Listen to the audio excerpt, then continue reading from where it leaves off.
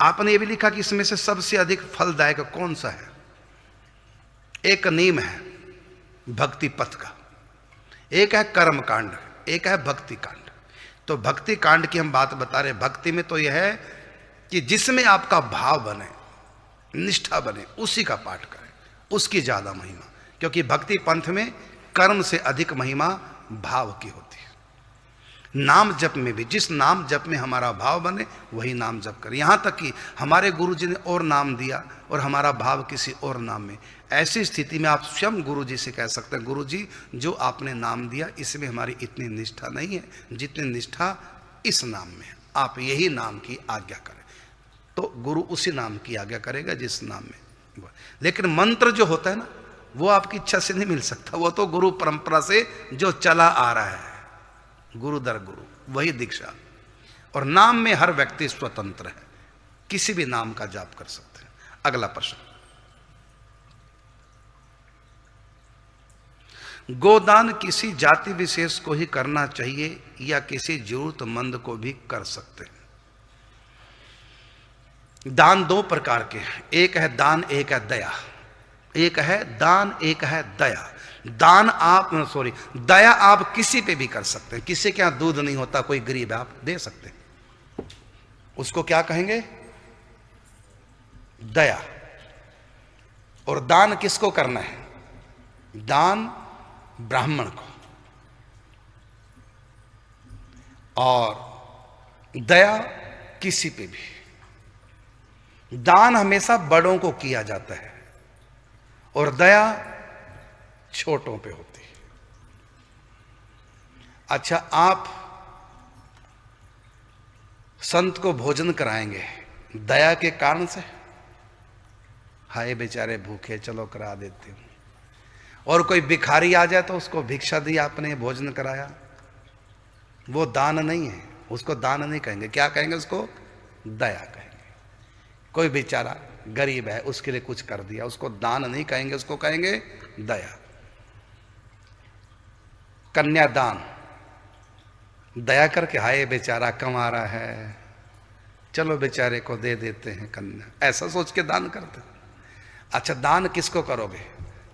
कन्या से जो छोटा है या बड़ा? हर बात में जो कन्या से 21 हो 19 ना हो। क्यों?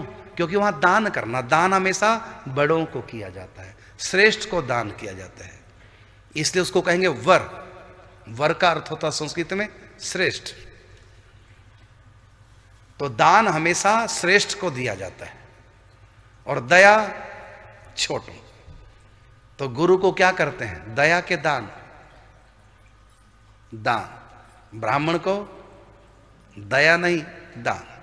दान से कल्याण होता है, व्यक्ति मुक्त हो जाता है, भगवत प्राप्ति हो जाती है। और दया करने से स्वर्ग मिलता है, अगला जन्म अच्छा हो जाता है। धन का दान किया गरीब को, अगले जन्म में करोड़पति के घर में पैदा कर देंगे। पहले स्वर्ग दे देंगे, फिर करोड़पति घर में पैदा कर देंगे। ये है दया की महिमा, दया की गरीब को। 108 कुटियों में आप क्या करते हैं? दया या दान? और दान किसको करते हैं? अपने से ऊंचे, जो हमको भगवान की तरफ ले जाए। जो दान दी हुई वस्तु भगवान की तरफ ले जाए उसको कहते हैं दान, और जो हमको स्वर्ग की तरफ ले जाए उसको कहते हैं दया। तो गरीबों पर दया करो, इससे स्वर्ग मिलेगा, अगला जन्म और अच्छा होगा। और यही सेवा की है संत की। अब ये दया नहीं है, ये दान। तो अब रही बात गौदान की। तो आपने कहा गोदान किसी जाति विशेष को करना चाहिए या किसी जरूरतमंद को। तो जब आपने दान की बात की, दान तो फिर श्रेष्ठ को कीजिए। और आपने ये भी बात की जरूरतमंद को, तो वहां भी कर सकते हैं, उसको कहेंगे दया। कोई गरीब हो, करना ही चाहिए। और जो सचमुच में भगवत प्राप्ति करना चाहते हैं उनको गरीबों के लिए भी करना चाहिए, लेकिन किस भाव से? दया के भाव से नहीं। हाँ, संत भक्त कभी दया नहीं करते,